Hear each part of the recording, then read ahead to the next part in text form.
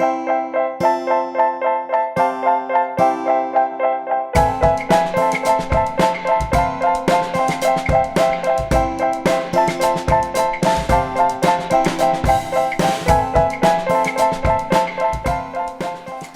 welcome back to our video devotions that we have started on the fruit of the Spirit. Last week we looked into Paul's writing to the church about living with these fruit in our life. And we looked at this from Galatians chapter 5. I'd like to read that just briefly here today again. Paul says, "But the fruit of the Spirit is love, joy, peace, patience, kindness, goodness, faithfulness, gentleness, and self-control." Last week we looked at the fruit collectively. Today we're going to start with the first individual fruit that's mentioned. That is the fruit of love. Now that word love is one that's actually overused, I think, in our culture today. We say I love so many times with different things in mind. I might say that I love college football, or I might love deer hunting, or I might love gravy on anything that is available. Maybe you say, I love sports, or I love Rocky Road ice cream. But if I were to say, I love my wife, or I love my God, immediately you would recognize, we would all recognize, that I am speaking of a different kind of love there. A love that is greater than the love of college football or steak or things of that nature. And so there's a difference in that measure of love. And Paul here in Galatians 5 is telling us that we have to have a certain type of love, not only for our God, but also for mankind. Because it's Jesus who defined that love for us.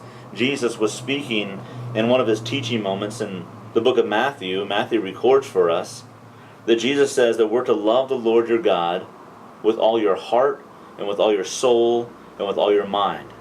This is the first and greatest commandment, Jesus said.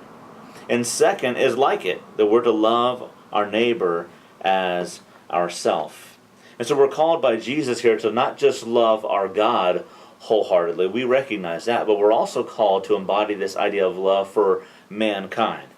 That when we look at the other people around us, that we love those people in our community.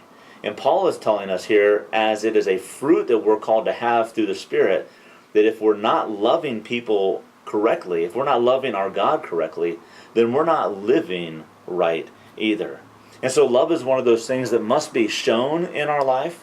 It has to be demonstrated in our life. People have to see that in us.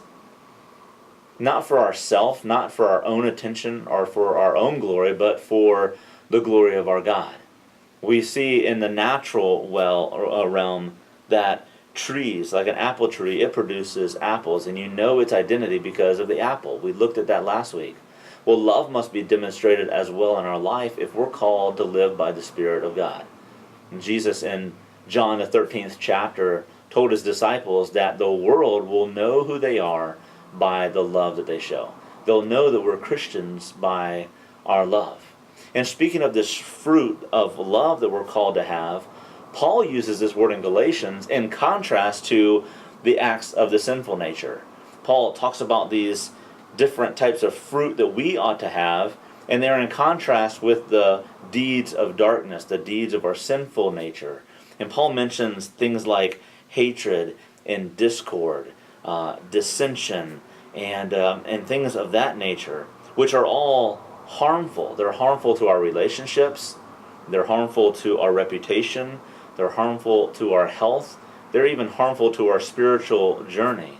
And so Paul is saying that love has to be the opposite of the sins of our sinful nature. They have to be opposite than hatred, because we see that love builds up, but hate tears down. And so we have to exhibit that in our own life.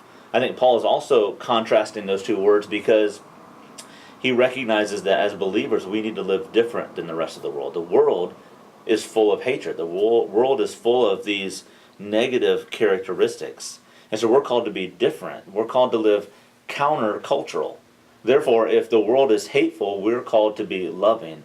If the world is jealous by nature, God is calling us to be generous by nature. There's a difference in the way that a believer lives and the rest of the world lives.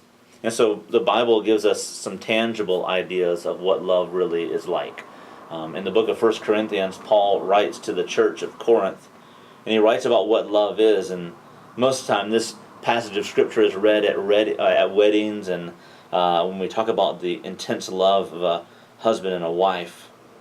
But in 1 Corinthians 13, Paul says that love is patient, that love is kind, it does not envy, it does not boast, it is not proud, it is not rude, it is not self-seeking, it is not easily angered, it keeps no record of wrong. Love does not delight in evil, but it rejoices with the truth.